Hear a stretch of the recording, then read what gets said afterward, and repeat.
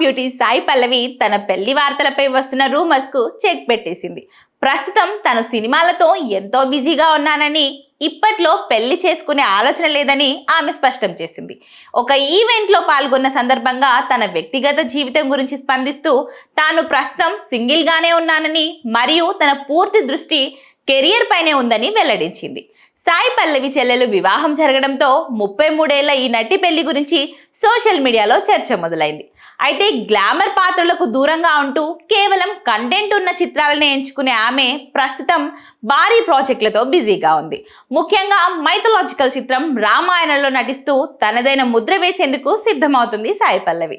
వరుస సినిమాలతో సాయి పల్లవి బిజీ అయిపోయింది.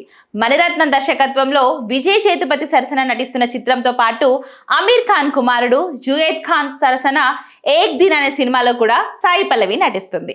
ఇక ఈ చిత్రాలు త్వరలోనే విడుదలకు సిద్ధమవుతుండటంతో అభిమానులు ఆమె నటన కోసం ఆసక్తిగా ఎదురుచూస్తున్నారు.